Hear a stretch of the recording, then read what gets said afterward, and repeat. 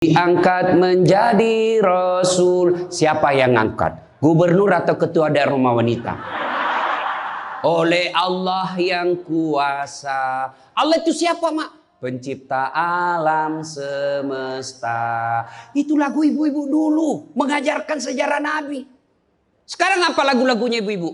Modern mereka, sarjana, istri pejabat, tapi tidak tahu sejarah Nabi. Apa lagunya ibu-ibu sekarang? Yuk, yuk ayo. Yuk ayo, yuk ayo. Apa itu ayo ayo? Ayo apa?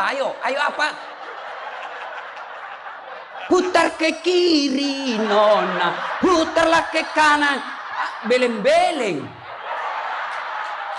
Apa itu? Apa gunanya itu lagu-lagumu itu? Putar ke kiri, putar ke kanan. Apa? Katanya majelis taklim, tapi lagunya tidak mendidik. Sudah 3 tahun majelis taklim, seragamnya 4. Olahraga depannya lakinya orang. Dia di depan sebajunya sempit. Bapak-bapak di belakang, di depan ibu-ibu 1. Bapak-bapak di belakang 2. Ini kelakuan majelis taklim ini begini.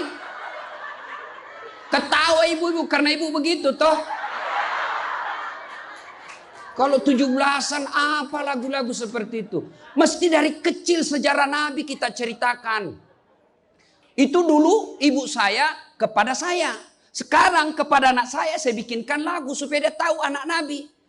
Anak saya namanya Cek, saya ajari. Cek, nah nyanyi nak.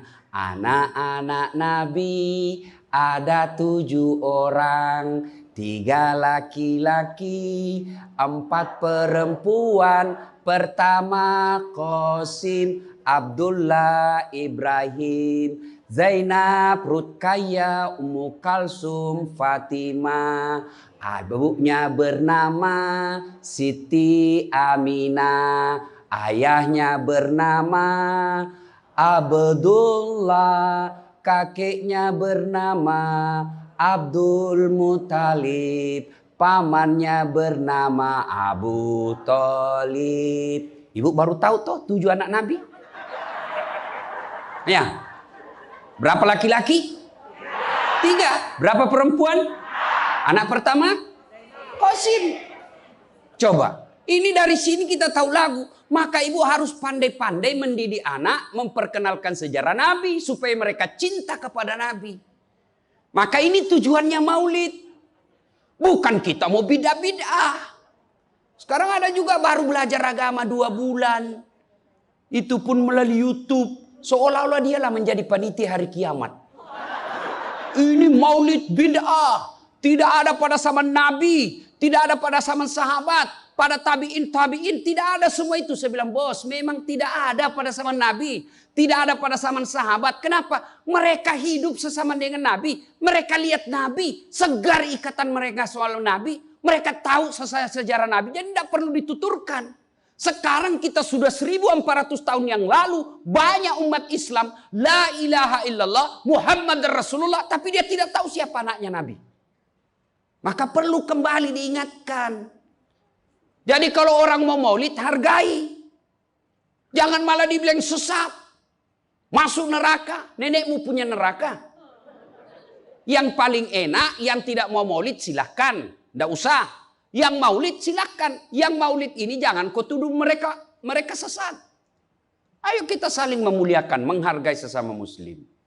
Ya, ini 1 maulid. Yang kedua, ibu-ibu bagaimana kita maulid ini bisa menjadi bawa pulang, diamalkan. Apa yang diamalkan?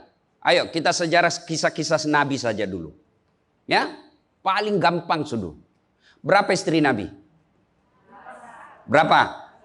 Ini ibu biar tahu enggak mau duga dia jawab ini. Berapa? 11. Coba lihat. Istri pertama namanya Khadijah. Tua berapa tahun? 15 tahun lebih senior dari Nabi. Sebelum menikah dengan Nabi, beliau paling kaya di Mekah. Paling kaya di Mekah. Menikah dengan siapa? Muhammad bin Abdullah. Pegawainya waktu itu, karyawannya. Lalu Khadijah selalu cerita-cerita kelebihan Muhammad kepada asistennya. Namanya Nafisah. Asistennya, dia selalu cerita, ini Muhammad baik, jujur, kinerjanya bagus, disiplin, sopan ngomong, nguntung juga baik. Nafisa paham. Oh, bunda ini senang sama Nabi Muhammad. Waktu itu belum jadi Nabi. Akhirnya apa? Nafisa jadi tim sukses. Tapi bukan tim sukses pilkada. Disuruh bikin baleho 10, cuma 5 dia bikin, hilang 5. Ya kan? Ini Nafisa datang kepada Muhammad. Muhammad, bagaimana kalau ada perempuan suka kamu? Alhamdulillah. Tapi ini perempuan lebih senior dari kamu. Tidak ada masalah. Lebih tua 15 tahun. Tidak ada masalah. Tapi dia sudah 2 kali janda. Tidak jadi masalah. Tapi dia bosmu. Tidak jadi masalah. Yang jadi masalah, benar tidak dia senang sama saya? Kata Nafisa, tenang mas bro. Saya punya urusan. Jangan lagi cari dah hadis mas bro. Tidak ada. Lalu datanglah Nafisa kepada Khadijah. Bunda, bagaimana menurut bunda kalau ada laki-laki senang bunda? Alhamdulillah, terbuka jodoh. Tapi ini lebih muda dari bunda. Tidak jadi masalah. Lebih muda 15 tahun. Tidak jadi masalah. Tapi dia anak buahnya. Tidak jadi masalah. Yang jadi masalah, benar tidak dia senang sama saya? Kata Nafisa, tenang bunda, saya punya urusan. Ini namanya tim sukses yang tidak mempermalukan kedua belah pihak. Coba kalau Nafisa mau memanfaatkan situasi. Maka dia datang kepada Muhammad. Muhammad, dia suka kok bos. Tenang aja, ambil semua hartanya. Dia terlalu senang sama kamu. Nafisa kan tidak. Berarti ibu-ibu jaga perasaan orang. Jaga harga diri orang. Jangan permalukan orang. Meskipun ibu tahu ada aib dalam dirinya. Ini penyakitnya ibu-ibu. Apa? Tukang gosip. Ini. Duduk-duduk begini, damai tapi gersang. Oh, coba lihat siapa duluan pulang, dia jadi ibu cawan. Jadi ini gini Pak Gubernur itu dia duduk-duduk itu. Dia enggak cerita tapi apa? Dia mulutnya enggak ngomong tapi bibirnya dong. Memang fitrahnya. Apa begitu orang sini? Bukan cuma di sini. Orang Amerika juga tukang gosip perempuannya. Fitrahnya. Maka Nabi katakan kalau perempuan mau selamat, jaga mulutnya, aman dia masuk surga. Cuma kan gampang sekali kita gosip. Lewat teman kita. Apa? Nggak serasi kudungnya sama roknya. Dia bilang iya. Lipstiknya palsu. Kenapa kau tahu? Melengket di giginya. Semua mau diurus. Iya kan? Ini penyakit kita. Semua mau diurus. Ustadz aja dia gosip. Itu juga bajunya waktu di YouTube. Saya dengar tadi dilewat tadi saya dengar. Itu juga bajunya waktu di YouTube. Astagfirullah. Inilah penyakit ibu-ibu. Ibu. Mau gampang masuk surga? Ketika Nabi Isra Mi'raj kan dibawa jalan-jalan masuk surga. Subhanallah. Alhamdulillah. Banyak perempuan dalam surga. Begitu Nabi dibawa lihat neraka. Nauzubillah min zalik. Ya Allah ampuni hambamu. Ya Allah ampuni umatku. Ya Allah. Kenapa? Perempuan ternyata lebih banyak dalam neraka. Ditanya kenapa bisa begitu? Ada 2 kelemahan perempuan. 1. Tidak mampu menjaga suaminya. Tidak mampu mengurus suaminya. Dan yang kedua tidak mampu menjaga lisannya. Jadi kalau ibu mampu menjaga lisan, aman. Itulah gunanya masker. Supaya ibu semua mau diurusin. Iya kan penyakit kita. Ya, Bu. Maka bertanyalah ibu-ibu di Makassar. Ustadz yang saya cerita ini kan benar. Memang begitu sifatnya Ustadz. Itulah benarnya namanya ghibah. Tidak boleh kita cerita kejelekan orang. Kalau dia salah yang ibu cerita namanya fitnah. Tidak ada jalan. Ayuhibbu ahadukum kata Allah. Sukakah kamu memakan bangkai sesamamu manusia? Maka berhenti cerita kejelekan orang. Jadi gimana solusinya Ustaz? Ketika datang orang cerita. Bu katanya Nauzubillah min zalik. Kita berlindung kepada Allah dari keburukan itu, Bu. Belum tentu suami kita lebih baik dari dia. Berhenti itu. Cuma kan enggak kita. Memang. Enggak tahu persoalan. Biar enggak tahu persoalan. Ikut campur. Ibu kalau suka ikut campur bikin urusannya ibu, nanti takdirnya seperti tauge. Tahu tauge? Tahu tauge? Coba lihat tauge, Bu. Kita bikin soto Banjar, ada. Pecel, sayur, lemper, ada. Ada tuh kalau di Makassar ada lemper. Ayo, maka karena dia selalu ikut campur, Allah takdirkan semua tauge bengkok. Dan ada yang lurus toh? Maka kalau ada ibu-ibu majelis begini kumpul, teriaki saja, pagi-pagi toge nih ya. Ini penyakit perempuan. Maka ini gunanya kita peringati Maulid supaya ibu-ibu pulang berhenti cerita kejelekan orang.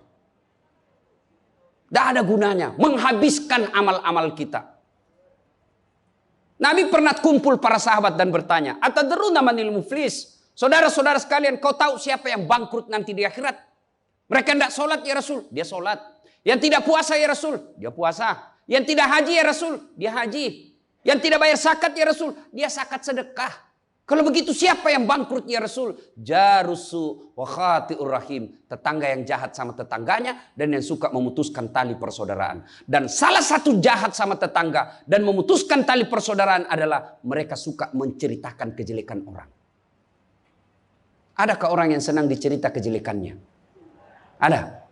Ada? Ada, Ibu? Lalu untuk apa kita cerita orang?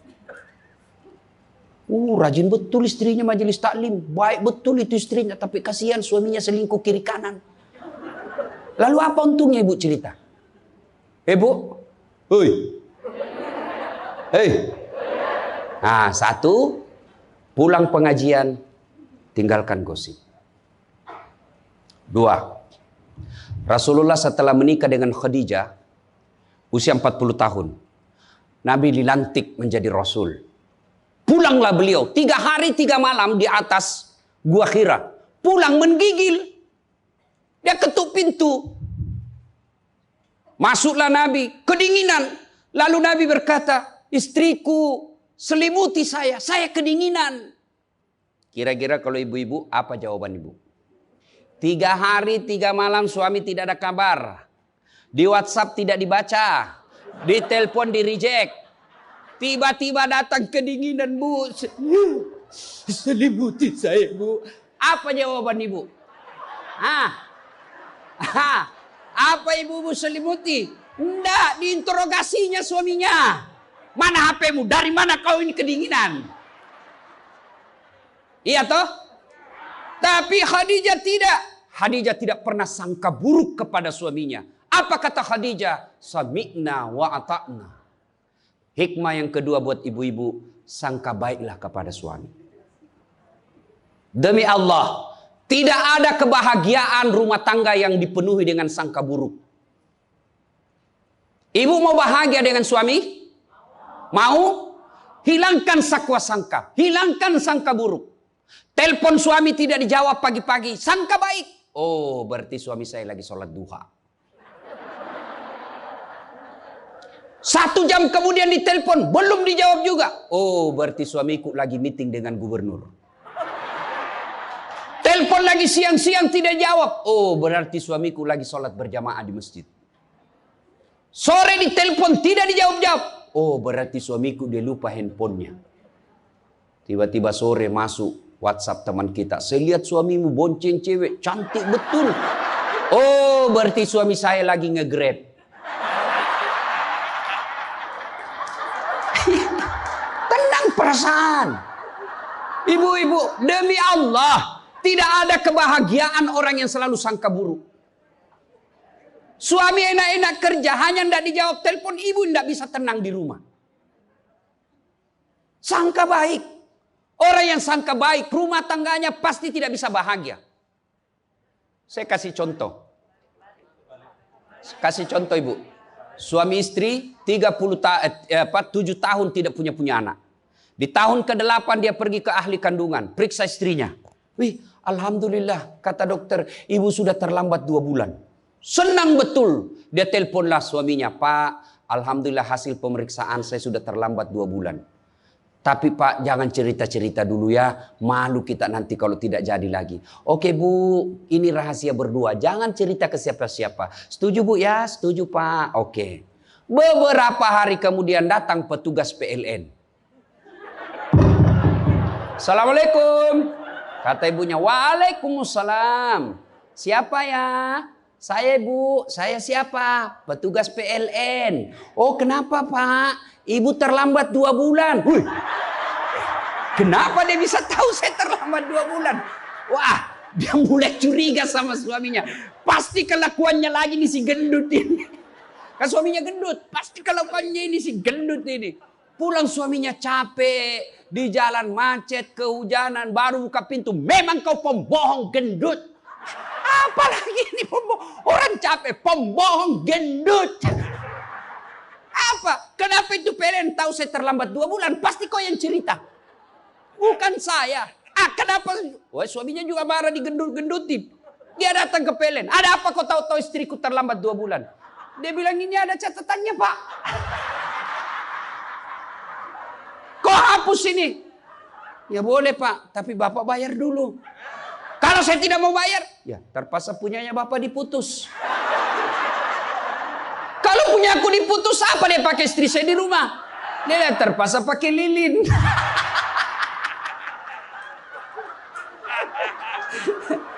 Inilah bahayanya sangka buruk. Bu. Halo Ibu. Bu. Salatullah salamullah ala toha Rasulillah.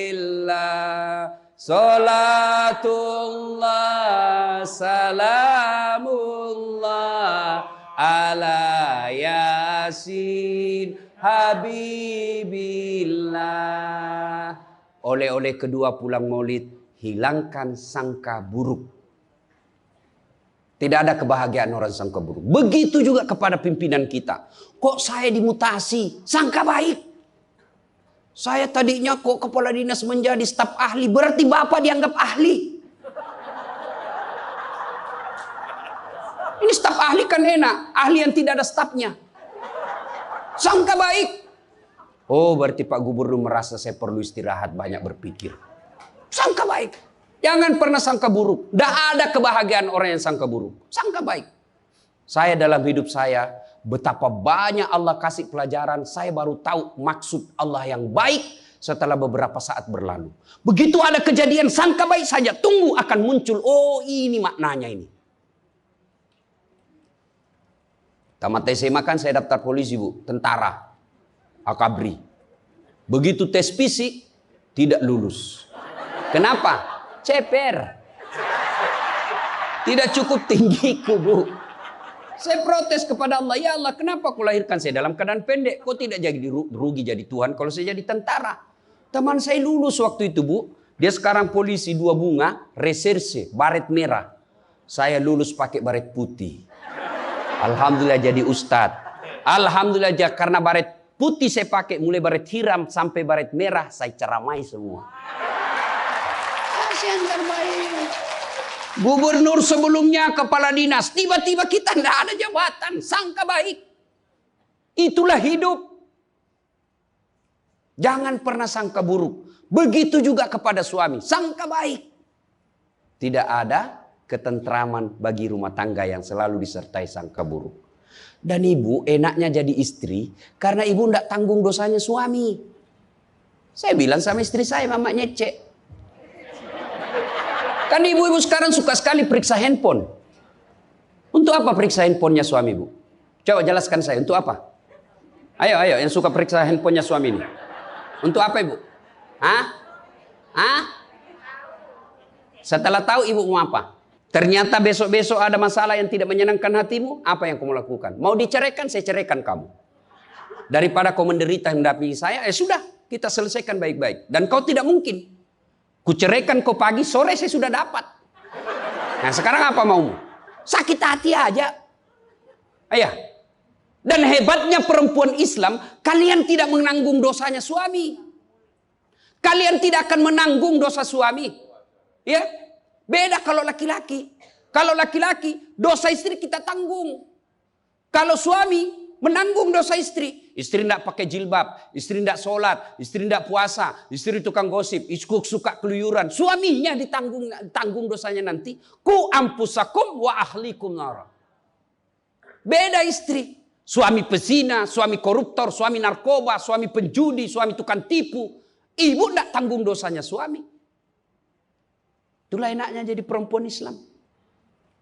Bahkan kalau dia sholat, dia puasa Ramadan, dia jaga harga dirinya, dia patuhi suaminya, kata Nabi, tadahulul jannati bisalam. Silahkan ibu mau masuk pintu surga mana saja.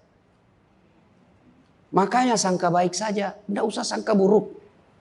Ada ibu-ibu curhat sama saya tengah malam, Ustaz. Mohon solusinya Ustaz. Saya sudah tidak tahan. Kenapa ibu? Dia bilang saya sudah tidak tahan. Saya minta solusinya Ustaz. Saya sudah tidak tahan. Memang kenapa? Saya ini sudah 21 tahun menikah Ustaz. Tidak tahan saya. Saya bilang dalam hati. 21 tahun tidak tahan. Inilah kadang-kala ibu-ibu kalau ngomong tidak masuk di akal. Ya memang Allah fitrahkan itu manusia. Laki-laki itu lebih banyak akalnya. Perempuan lebih banyak perasaannya. Maka kalau perempuan ngomel, dengar saja Pak. Tidak usah dijelaskan apa dia mau. Dengar aja. Karena memang dia cuma mau didengar. Dengar aja. Oh, ya, dengar aja, dengar. Tapi tidak tahan saya Ustaz. Ya tidur. Rumus menghadapi perempuan itu, ilmu paling efektif, sabar. Tidak ada sudah kalah itu ilmu sabar. Diam. Tidak usah dijelaskan. Biar dijelaskan tidak masuk di akalnya. Apalagi kalau dia sudah bilang pokoknya. sudah Pak. Lebih diam aja. Pokok. Sudahlah. Dijelaskan satu, muncul pertanyaan dua. Dijelaskan tuntas yang dua, muncul lagi pertanyaan tiga. Sudah tuntas semuanya, dia ungkap lagi yang 5 tahun yang lalu. Itulah perempuan. Iya ibu toh? Maka dengarkan saja. Ada saatnya nanti dia bilang, baru dia sadar itu. Iya sebenarnya itu saya emosi aja itu hari Pak. Begitulah perempuan. Dihadapinya jangan emosi. Saya sudah tidak tahan Ustaz. Kenapa? Sudah 21 tahun. Udah cocok saya Ustaz. Saya bilang ibu tahu enggak baut? Tahu Ustaz. Apa pasangannya baut ibu? Mur. Sama enggak? Sama modelnya? Sama bentuknya? Beda. Justru perbedaannya yang membuat dia kokoh. Berarti rumah tangga tidak akan pernah kokoh kalau mau menyamakan. Yang kokoh adalah ketika dia mau saling menerima kekurangan dan kelebihan. Itu pasti kokoh. Mana mau cocok jenis kelamin aja kita tidak sama. Iya. Pendidikan aja kita pasti beda. Latar belakang budaya kita pasti beda. Maka yang membedakan itulah kalau kita kelola dengan baik dalam rumah tangga. Dengan faktor utamanya sangka baik. Insya Allah bahagia rumah tangga. Ya, sangka baik. Tuh Khadijah tidak pernah sangka buruk sama suaminya. Khadijah ketika beliau sakaratil maut. Usia 65. Beliau sakit. Dan baju yang beliau pakai sudah 8 kali tambal. Tahu tambal ibu? Itu tambal ke-8-nya 1 sampai 7. Nabi masih menambalnya pakai apa? Masih pakai kain. Di tambalan ke-8 beliau pakai pelepah daun kurma. Kenapa? Habis kainnya Nabi. Padahal sebelum nikah beliau orang kaya. Lalu beliau panggillah anaknya, Fatimah ta'al. Fatimah ke sini dulu nak. Kenapa bunda? Tolong kau mintakan serbannya bapakmu. Ada serban yang selalu dia pakai bapakmu itu terima wahyu. Tolong sampaikan ke beliau. Saya minta untuk saya jadikan kain kafan. Mudah-mudahan serban itu Allah hindarkan saya dari azab kubur. Mendengar ini Fatimah berkata, bunda aja yang minta sama bapak. Dengar jawaban Khadijah. Saya malu minta sama bapakmu, nak. Habis hartanya untuk bantu Rasulullah, minta serban, malu. Kira-kira masih ada istri sini malu minta sama suaminya? Pak Gubernur, masih ada kira-kira malu minta sama suami? Bukan diminta, dicuri. Ayo, itulah Khadijah. Maka jangan heran Khadijah meskipun sudah wafat, beliau tidur bersama Aisyah. Beliau tidur bersama Aisyah. Tapi siapa yang dikenangnya? Khadijah. Rasulullah hanya berkata, seolah-olah saya mendengar trompa kakinya Khadijah. Seolah ada Khadijah dalam rumah kita. Aisyah cemburu. Ya Rasulullah, ada apa sih kelebihan Khadijah? Khadijah sudah wafat. Kau nikahi 2 kali janda. Lebih tua dari kamu. Kenapa Khadijah terus? Dengar jawaban Nabi. Kau tidak pernah mampu mengimbangkan, menyandingkan atau menyamakan dirimu dengan Khadijah. Ketika tidak ada orang percaya kepadaku, Khadijah orang pertama yang percaya ke Rasulanku. Ketika orang memboikot saya tidak boleh bertransaksi ekonomi kepada Muhammad, hartanya habis untuk membantu perjuangan dakwah. Maka jangan heran Rasulullah sangat mencintai Khadijah. Jadi kalau ibu mau dicintai suami lahir batin, jadilah seperti Khadijah. Bukan karena cantiknya, bukan karena kayanya, tapi kebersihan hatinya Khadijah. Kita itu laki-laki kan tergantung perempuannya. Kalau perempuannya baik, akhlaknya baik, tidak mungkin tergoda suami. Ibu mau? Suami tidak macam-macam mikirnya. 3 aja resepnya. Pegang ini, kau kuasai suamimu. 1, buat matanya senang. Artinya apa? Ibu penampilan cantiklah di depan suami. Kalau suami senang selalu pakai baju merah, pakai itu baju merah tiap hari. Kalau suami senang warna-warna emas, pakailah itu tiap hari. Ya. Tapi saya tidak senang warna begini, Ustaz. Bukan untuk ibu, tapi untuk menyenangkan suami. Dandannya seorang istri, menyenangkan hati suami, itu ibadah buat seorang wanita. Yang kedua, buat perutnya senang. Bagaimana caranya? Bikinlah masakan kesenangan suami. Kalau tidak bisa tiap minggu, sekali sebulan. Ketika terima gajinya suami, terima honornya suami, ya WhatsApp suami, SMS suami, telepon suami. Bang, jangan makan di luar hari ini. Hari ini saya masak spesial buat abang. Masakan kesenangan saya sudah siapkan di rumah bang. Aman bang, jangan makan di luar. Ini hari spesial buat abang. Senang kita jadi suami. Itu saya kalau terima SMS WhatsApp begitu, mamanya di rumah dia goreng baru dia kirim. Rasanya kita mau cepat pulang. Ibu pernah WhatsApp suaminya begitu? Paling di WhatsApp, bang jangan lupa singgah beli telur. Bang habis gas.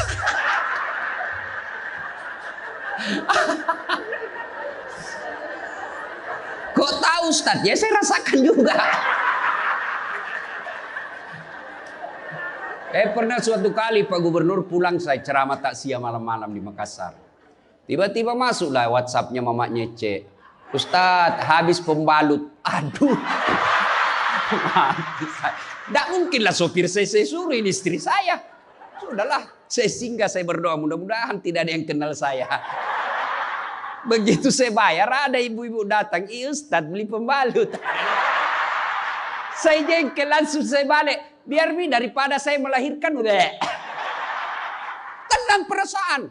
Mungkin ego kita ini buat kita juga laki-laki, ya. Kadangkala ego naik, masa saya eselon, masa saya kepala dinas, masa singgah beli pembalut. Jangan lihat eselonnya. Pakai ilmunya Umar bin Khattab. Umar bin Khattab ada sahabat yang selalu mau datang, mau laporkan istrinya. Kenapa istrinya suka ngomel? Maka dia berharap Umar panggil istrinya supaya dinasehatin. Begitu dekat dengan Umar bin Khattab, dekat dari rumahnya Umar, dilihatnya Umar juga dimarahi sama istrinya. Balik dia bilang, Pak Umar aja dimarahin. Balik besok ketemu, ya Amirul Mukminin, presiden lah waktu itu. Saya lihat kemarin Anda istri ngomel-ngomel, Anda senyum saja. Dengar ini jawaban bapak-bapak ini, para pejabat nih yang hadir. Dengar apa jawaban Umar. Begitulah cara saya berterima kasih kepada istriku yang telah hamil, melahirkan, dan menyusui anak saya. Coba, hilang itu emosi Pak, hilang itu harga diri. Kalau kita sudah ingat bagaimana susahnya itu ibu melahirkan, hamil. Masih ingat ibu-ibu waktu hamil? Masih? Ada ndak enaknya itu orang hamil? Untung saya tidak pernah hamil. Oh, coba ibu-ibu kalau hamil, jalan aja setengah mati. Aduh, sudah mau mau duduk aja, mana ada ibu hamil langsung duduk aja. Udah standar samping dulu itu kasihan. Iya ibu, ya benar. Kalau kita laki-laki paling ngidam. Ustaz, apa doanya berhenti ngidam istri? Ngidam apa istrimu? Nanti dia bisa tidur kalau dilihat saya di atas lemari Pak Ustaz. Jadi kalau istrinya mau tidur jam 10, setengah 10 sudah naik di atas lemari. Saya berarti kau dongo-dongo itu dikasih kerja di konsumsi. Yang kedua kata Umar, begitulah cara saya berterima kasih kepada istriku yang telah melahirkan anak saya. Masih ingat waktu melahirkan? Masih? Ada ndak ibu-ibu melahirkan senyum? Ada? Mentang-mentang istri gubernur, keluar sayang. Setengah mati juga biar istri gubernur. Nggak ada. Itulah susahnya jadi perempuan. Maka ketika suami disuruh sama istri, bayangkan sulitnya melahirkan. Yang ketiga kata Umar, begitu cara saya berterima kasih yang telah menyusui anak saya. Masih ingat waktu menyusui? Masih? Terutama waktu tumbuh giginya.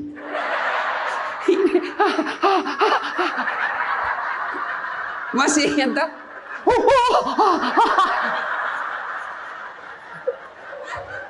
Untuk saya tidak pernah rasakan. Kalau digigitkan, mana dia ditinjau nanya, kok gigit saya? Tidak. Dia usah lepas nak. Iya ibu? Iya. Iya. Iya. Siang anaknya. Malam.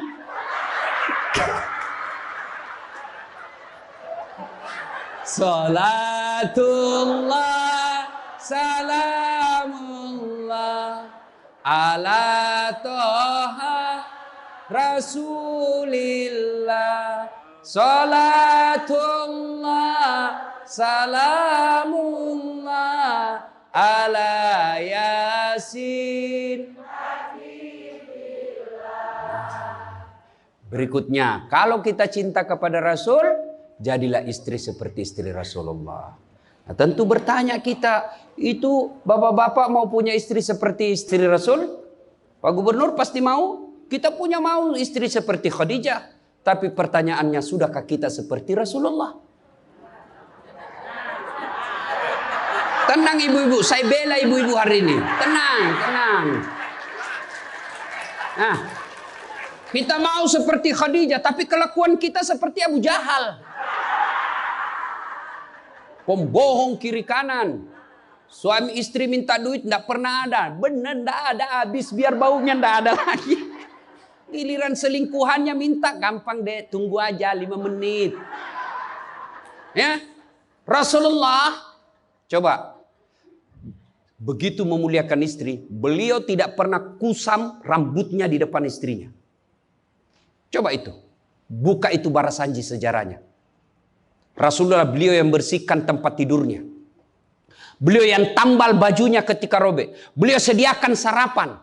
Itu Rasul, manusia pilihan. Namanya selalu digandengkan dengan namanya Allah. Tidak malu, bahkan rela ikhlas membantu pekerjaan rumah tangga istrinya. Untuk meringankan kerjaan istri. Kita baru Satpol PP. Satpol PP. Apa Satpol PP? Polisi setengah. Baru pegawai honor, macam-macam ceritanya. Tidak ada kehinaan bagi laki-laki yang memuliakan istrinya. Tidak ada kehinaan suami yang membantu pekerjaan istrinya. Rasulullah mencontohkan itu. Beliau kalau keluar rumah sudah ada sisir. Masuk ke kamar rapi baru keluar.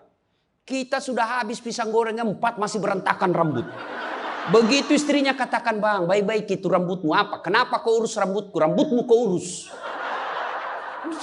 Itulah Rasulullah. Rasulullah subhanallah, dari 11 istri beliau tidak ada satupun yang dia panggil namanya.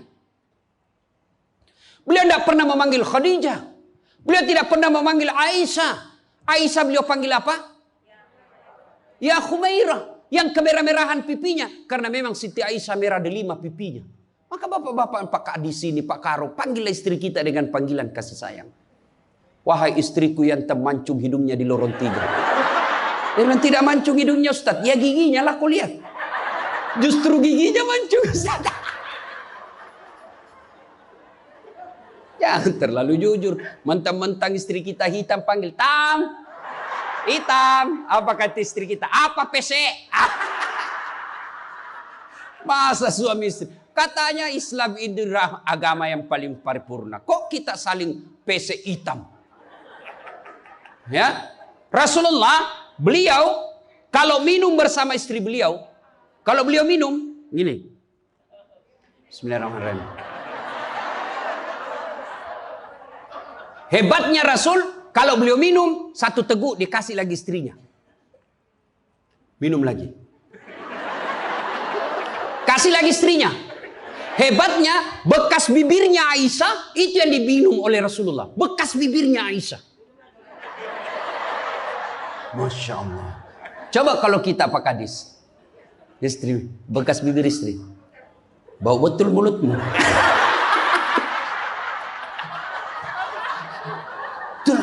Maka kalau ibu bapak mencontoh Rasulullah, maka rumah tangga pasti bahagia. Dia bukan cuma surga akhirat menunggunya. Di dunia dia sudah dapatkan surga. Nggak usah ikut parenting.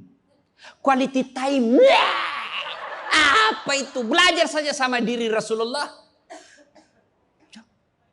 Kita ini sudah miskin di dunia. Rumah tangga kita kadang-kala ngontrak-ngontrak. Tidak tahu lagi kewajiban istri kepada suami. Suami tidak tahu kewajiban kepada istri. Maka di dunia dia susah sanggara. Di akhirat apalagi nanti. Maka kalau kita tidak bisa dapatkan kekayaan sorga di dunia. Dengan harta. Maka dapatkan kebahagiaan itu dengan memperbaiki hati dalam rumah tangga.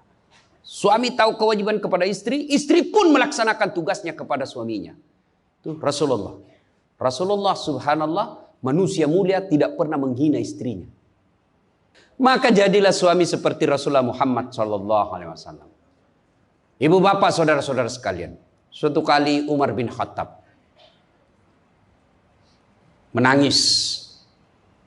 Tiba-tiba ketawa lagi. Menangis lagi. Datanglah sahabat bertanya. Wahai Umar, kok sudah gila apa? Umar waktu itu sudah jadi presiden. Beliau katakan, bagaimana saya tidak ketawa?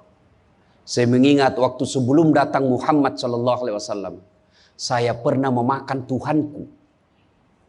Dia bikin berhala dari roti, lalu dia makan itu Tuhannya. Dia bilang, bayangkan hebatku dulu sebelum ada Muhammad, Tuhan pun saya makan.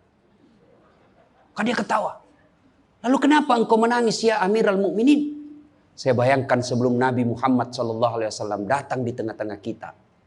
Saya pernah mengambil anakku yang masih orok, merah, saya rebut dari istriku, lalu saya bawa ke belakang rumah, saya gali pasir, saya tanam sendiri anak perempuanku itu, lalu saya timbun, saya lompat-lompat di atasnya karena saya anggap ini perempuan anak pembawa sial. Begitu zaman jahiliyah. Alhamdulillah setelah ada Muhammad, mampu melahirkan kita seperti sekarang ini, bisa membedakan yang hak dan yang batil. Berarti Rasulullah dikenang kehebatannya, karena berhasil memimpin, mengarahkan umatnya dari jahiliyah menjadi seperti yang kita nikmati sekarang ini.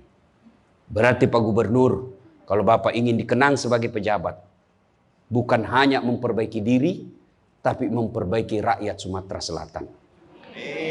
Dan Alhamdulillah saya senang sekali mendapat berita Bapak punya program yang sangat memuliakan kebaikan. Bukan Islam, kebaikan. 1 desa, 1 lurah, 1 rumah tahfiz. Meskipun Bapak sudah tidak menjabat sebagai gubernur, Selama rumah tahfiz itu dimanfaatkan, maka itu akan menjadi amal kebaikan dunia sampai di akhirat. Tapi percayalah, tidak mungkin Pak Gubernur hebat tanpa didukung sama istri. Tidak mungkin. Ini istri tidak kelihatan perannya, tapi menentukan SK. Benar. Biar Pak Gubernur senang sama Bapak, kalau istri Pak Gubernur tidak senang, berpengaruh itu tanda tangan. Memang sudah itu begitu yang namanya kehidupan manusia. Saya juga tidak bisa hebat ceramah begini kalau istri saya tidak mendukung. Saya mau bikin naskah, digangguinya saya. Pergi sama bapakmu, cepat kau ambil itu. Nangis sana, mana bisa kita bikin naskah? Begitu kita mau ceramah, dia curi kita punya naskah. Apa? Mana bisa? Allah Subhanahu wa Ta'ala berfirman, mana sudah ini? Mana naskah kita? Maka yang terpenting kembali dalam maulid kali ini, mari jadikan rumah tangga kita sebagai pintu sorga, meraih sorga yang sebenarnya. Jangan berpikir di dunia tidak ada sorga. Kita kan selalu berdoa, fid dunya hasanah, wa fil akhirati hasanah. Selamat di dunia, selamat di akhirat. Apa itu fid dunya hasanah? Menurut para ahli tafsir Al-Quran, hasanah di dunia itu, sorganya dunia itu mengandung 4 komponen. 1, punya pasangan yang baik. Jadi kalau istri bagus agamanya, suami bagus agamanya, suami bagus akhlaknya, istri bagus akhlaknya, sudah 1 komponen surga didapat. Yang kedua, punya anak yang soleh dan soleha. Tidak ada gunanya pangkat jabatan kalau anak kurang ajar. Ibu-ibu nih, kalau ibu meninggal siapa yang doakan? Suami. Tidak bakal, dia kawin lagi. Siapa yang doakan? Anak. Maka berhasilan ibu, saya setuju dengan pernyataan Pak Gubernur. Kalau mau hebat ini provinsi kita, ibu-ibunya harus menjadi pesantren pertama. Sayang, seribu sayang, ibu-ibu sekarang banyak yang gagal mendidik anak. Dihormati di luar, dimuliakan di kantor, sampai di rumah dimaki-maki sama anaknya. Itu siapa yang gagal? Ibunya. Kita kadang-kala bahagia, hebat kalau anak kita pintar bahasa Inggris. Hebat anaknya Ustadz, pintar bahasa Inggris. Apa hebatnya? Banyak yang bisa begitu. Masa banyak Ustadz? Ya sudahlah, ke Inggris lihat itu anak-anak di sana. Anak-anak di sana semua pakai bahasa Inggris, Bu. Memangnya kalau ibu nanti meninggal, anak berdoa pakai bahasa Inggris? Oh my God. Please help me my mother. Enggak. Pasti pakai bahasa Padang. Kepado, lindungi lo. Pasti. Ya, maka ibu-ibu didik anak. Yang ketiga komponen punya surga dunia, apa itu? Punya harta yang bermanfaat, bukan harta yang banyak. Mana harta yang bermanfaat? Harta yang banyak digunakan orang lain menjadi amal soleh-soleh, amal jariah. Bu-ibu nih, yang punya emas berlian, cincin. Ayo ibu, kalau ibu meninggal siapa yang punya itu? Siapa? Anak, istri kedua.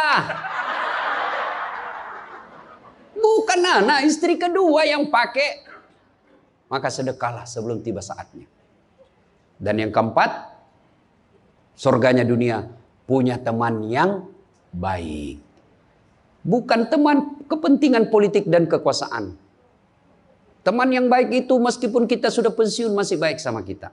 Meskipun kita sudah miskin masih baik sama kita. Itulah teman yang baik. Dan nerakanya dunia ketika kita punya jabatan. Banyak teman kita. Pas kita hilang jabatan semua menjauh dari kita. Itu nerakanya dunia. Nah ibu bapak saudara-saudara sekalian.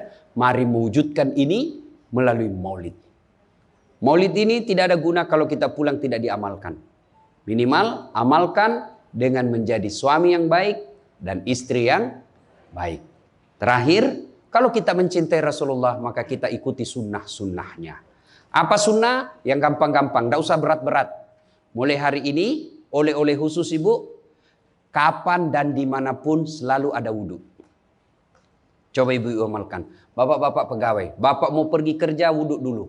Mau pergi jemput anak wudhu dulu. Mau pergi pengantin wudhu dulu. Mau pergi kemana saja ikuti Pak Gubernur yang katanya tidak ada liburnya. Ya. Sudah ikuti dengan ada wudhu. Orang yang selalu ada wudhunya, innallaha yuhibbut tawwabina wa yuhibbul Mutatakhirin, dicintai oleh Allah Subhanahu wa taala. Ibu bapak saudara-saudara sekalian, banyak yang ingin kita sampaikan tapi waktu jualah yang membatasi kita. Insya Allah lain waktu dan kesempatan kita akan lanjutkan.